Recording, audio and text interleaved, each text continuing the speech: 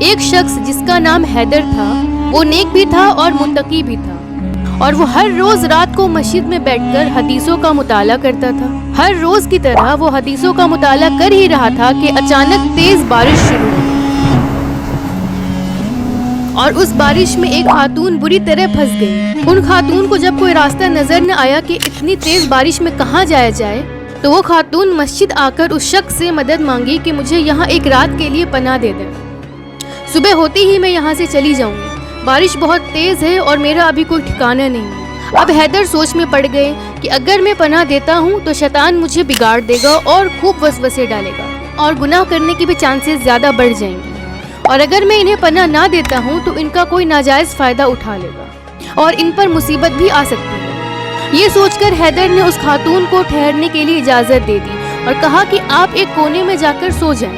پھر تھوڑی دیر بعد حیدر وہاں سے چلے گئے۔ جب آدھی رات بیتی تو ان خاتون کی نیند کھلی تو انہوں نے دیکھا کہ روشنی ہے اور حیدر جاگ رہے ہیں، تو وہ خاتون حیدر کو چپکے سے دیکھنے لگی اور وہ سوچنے لگی کہ یہ آخر پوری رات جاگ کر کرتے کیا ہیں، کیونکہ وہ خاتون بھی نیک اور متقین تھی اور انہیں بھی اپنی عزت کی فکر تھی، اسی وجہ سے وہ لاپرواہ ہو کر سو نہ سکی۔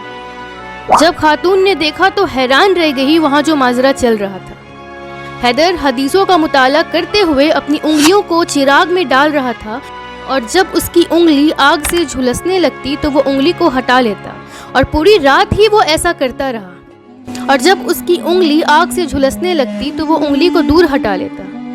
وہ خاتون یہ سب ماجرا دیکھ کر بہت حیران ہو گئی، اور اتنے میں فجر کی اذان ہو گئی۔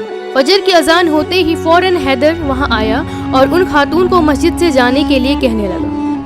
اس خاتون نے کہا کہ اللہ کی قسم میں تب تک یہاں سے نہیں جاؤں گی جب تک آپ یہ نہ بتاؤ کہ ساری رات آپ نے اپنی انگلی کو کیوں جلایا۔ حیدر نے کہا یہ بات میں آپ کو نہیں بتا سکتا، یہ میرے اور میرے اللہ کے بیچ کا معاملہ ہے۔ لیکن اس خاتون نے ضد نہ چھوڑی، اور آخر کار بہت ضد کرنے کے بعد حیدر نے انہیں سچ بتا ہی دیا۔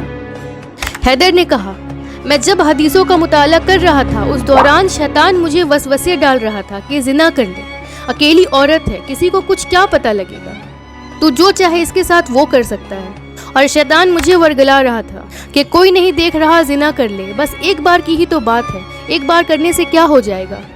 اسی لیے میں اپنی انگلی کو آگ میں جلا رہا تھا تاکہ جب جب درد کا اور جلن کی احساس ہو تو میں انگلی کو آگ سے ہٹا لیتا، اور اس طرح میں خود کو یہ احساس دلاتا کہ اگر یہ دنیاوی آگ تو برداشت نہیں کر سکتا تو جہنم کی آگ اس سے 70 گنا زیادہ تیز ہوگی، جو دلوں کے اندر تک جا کر دلوں کو پھاڑ دے گی، تو اس آگ کو تو کیسے برداشت کرے گا۔ یہ بات سن کر وہ خاتون فوراً گھر گئیں اور اپنے والدین سے کہا کہ میں نے ایک بہت متقی اور نیک لڑکا دیکھا ہے۔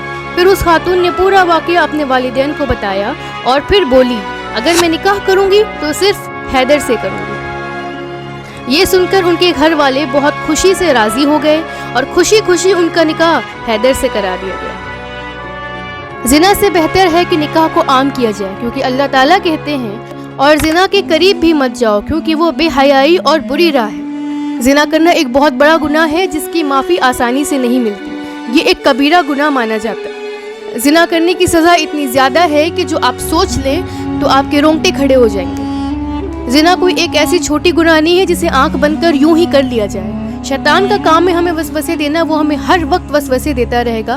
ہمارا کام ہے شیطانوں کے وسوسوں سے لڑنا اور اپنے آپ کو گناہ سے بچانا۔ بہتر ہے جلد سے جلد نکاح کو عام کیا جائے اور زنا کو پیچھے رکھا جائے، اور اگر آپ نکاح نہیں کر سکتے تو اللہ تعالیٰ نے فرمایا ہے کہ بہتر ہے تم روزہ رکھو لیکن زنا کے قریب بھی مت جاؤ۔